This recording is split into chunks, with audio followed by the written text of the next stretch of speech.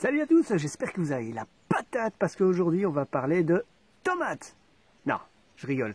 On va parler de pommes de terre plus précisément. Donc la pomme de terre, tout le monde connaît la pomme de terre. On va parler un petit peu de sa culture. Elle fait partie de la famille des solanacées. Et les solanacées, c'est une très très grande famille. Donc la pomme de terre est la cousine de la tomate, de l'aubergine, de la courgette, tout ça. Oui, oui, oui, c'est une très très grande famille. On retrouve énormément de légumes et il y a pas mal de choses en commun avec la culture de la tomate.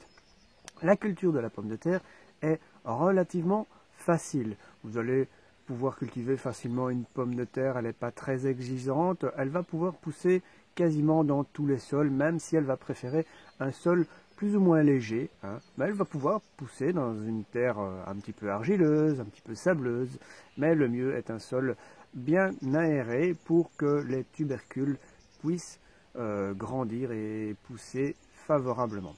Donc, la pomme de terre, c'est un tubercule. Qu'est-ce qu'un tubercule?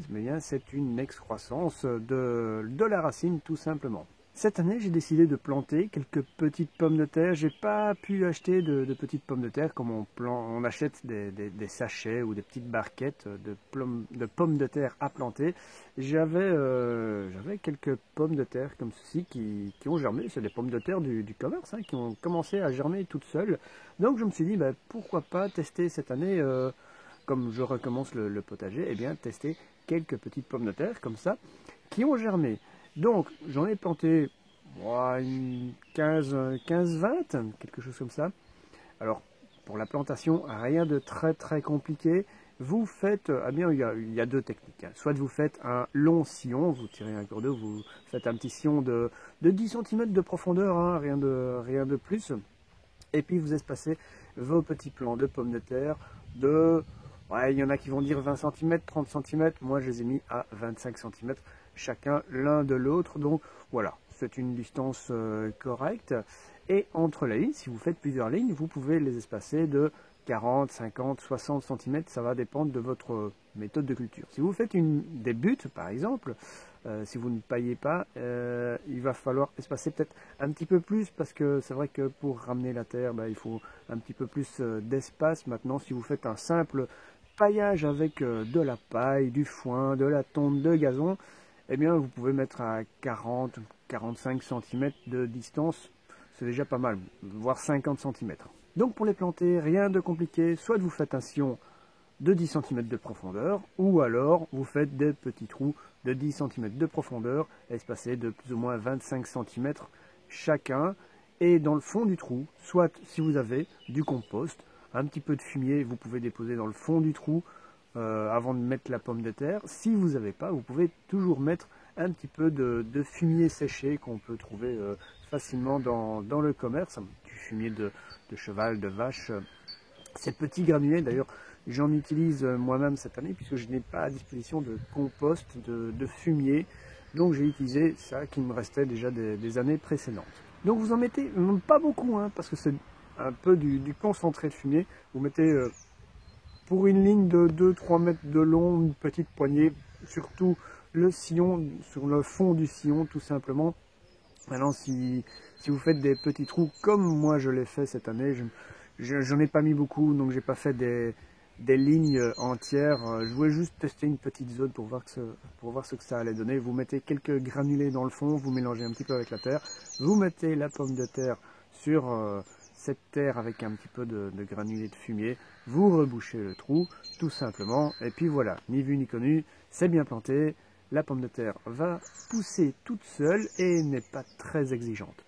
Une chose à savoir, c'est que les pommes de terre, soit vous allez devoir les buter, soit vous allez devoir pailler le sol pour que les tubercules qui sont par exemple en surface de la terre ne soient pas en contact avec la lumière. Parce que sinon les pommes de terre vont verdir et ces pommes de terre seront pas comestibles. C'est un petit peu dommage de perdre ces pommes de terre. Donc soit mettez un paillage, soit faites une petite butte.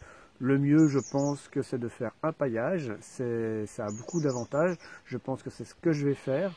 Je vais essayer du moins de trouver de la paille ou du foin. Ou peut-être que je vais commencer par mettre des petites couches de tonte de gazon, tout simplement. Comme ça, elle aura le temps de sécher et elle ne va pas se décomposer très vite, elle ne va pas fermenter directement sur place si vous mettez une très très grosse couche. Donc si vous mettez de la tonte de gazon, mettez par petites couches, que ça ait le temps de sécher, puis prochaine tonte, vous remettez encore une petite couche et ainsi de suite.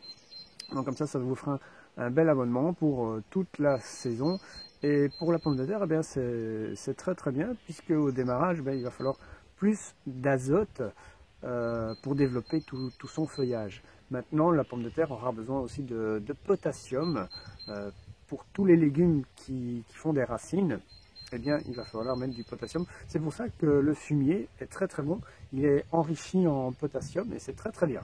Voilà, dans les sortes de pommes de terre, il y en a vraiment énormément. Il y a déjà les pommes de terre primeur que vous récoltez plus tôt dans la saison.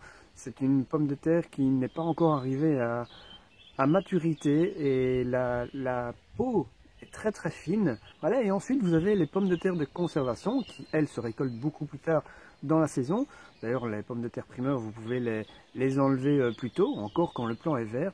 Et au contraire des pommes de terre de conservation qui, elles, vont être récoltées à partir du moment où tout le feuillage aura jauni, aura séché. Et là, vous pourrez récolter vos pommes de terre de conservation. Et dans ces pommes de terre, eh bien, vous avez énormément de variétés. Vous avez plusieurs milliers de variétés de pommes de terre. Il y en a pour tous les goûts, de toutes les formes, voilà. Donc ça, il y a vraiment beaucoup de sortes.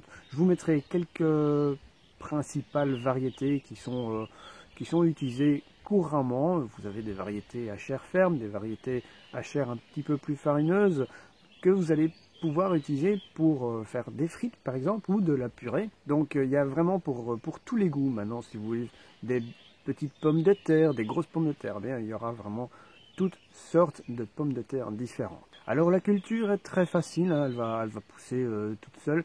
Pas vraiment besoin de l'arroser normalement. Vous le voyez dans les champs, en général, les pommes de terre ne sont jamais arrosées. Maintenant, si vous voulez les arroser, eh bien, arrosez toujours au pied, ne pas arroser sur les feuilles, puisque c'est une solanacée, et tout comme la tomate, elle n'aime pas l'arrosage sur les feuilles. Ça risque que de faire des dégâts. Vous allez avoir de la pourriture, du mildiou qui va arriver sur les pommes de terre. C'est un des grands ravageurs de la pomme de terre, tout comme le doryphore. Le doryphore est un petit insecte qui va s'attaquer à votre feuillage. Et si vous en voyez, éliminez-le directement, parce que sinon, si vous avez une colonie de doryphore, vous allez perdre votre culture, et ça serait un petit peu dommage. Donc voilà, un emplacement ensoleillé, hein, ça va de soi, c'est une solanacée. La pomme de terre aime bien le soleil, la chaleur. Et s'il fait trop sec pendant très longtemps, vous pouvez arroser, comme je le disais, au pied des plants de pommes de terre. Voilà, c'est à peu près tout. On a fait le tour de la pomme de terre. On verra le résultat à la fin de cette saison pour voir si je vais récolter quelques pommes de terre. Je suis impatient de voir ce que ça va donner, ces petites pommes de terre du commerce, hein. Elles sont pas bien grosses, mais il n'y a pas besoin d'avoir des grosses pommes de terre. À savoir que si vous le faites comme ça aussi, vous pouvez même diviser la pomme de terre en plusieurs morceaux. Bon, ici, je ne le ferai pas parce qu'il y a des germes que d'un seul côté. S'il y avait des germes de l'autre côté, je pourrais très bien couper la pomme de terre en deux et faire deux plants de pommes de terre avec. Donc, très intéressant. Ça, vous pouvez le faire aussi. Maintenant, moi, je préférerais pas le faire. Comme ça, vous gardez toute l'énergie de la pomme de terre pour un seul plant. Si vous le divisez en deux, eh bien, vous allez avoir 2 fois moins d'énergie. Vous allez avoir forcément 2 plants, mais vous allez avoir 2 fois moins d'énergie pour démarrer le plant de pomme de terre. Donc, voilà, c'est une question d'opinion. Moi, je préfère ne pas les diviser. Je préfère mettre une pomme de terre entière pour un seul plant. C'est quand même, je pense, le mieux à faire. Ça va démarrer plus vite et elle aura plus d'énergie pour avoir un bon plant bien solide dès le départ. Voilà, on a fait le tour de la pomme de terre, de ce qu'il y avait à en dire, en tout cas dans les grandes lignes. N'hésitez pas à me poser des questions si vous avez des questions dans les commentaires. Les commentaires sont faits pour ça. La semaine prochaine, on verra les petits pois. Je suis un petit peu en retard cette année au niveau des semis, puisque j'ai pas réussi à avoir rapidement des graines. Donc la semaine prochaine, je vais semer des petits pois. Il est encore temps. Vous pouvez semer des petits pois jusqu'au mois de juin, voire début juillet. Il n'y a pas de souci. Vous pouvez étaler d'ailleurs sur tout le printemps, sur la première partie de la saison des petits pois, pour essayer d'avoir une récolte étalée sur plusieurs mois. Donc voilà, ça c'est pour la semaine prochaine. On verra différentes façons de les semer, de palisser sur des petits treillis ou des branchages. Il y a plusieurs techniques, donc on verra ça dans la prochaine vidéo. Et je vous attends nombreux. Voilà, j'espère que vous avez apprécié. Si c'est le cas, n'hésitez pas à mettre un petit pouce bleu, à vous abonner à la chaîne et activer la petite cloche pour recevoir les notifications quand je posterai une nouvelle vidéo.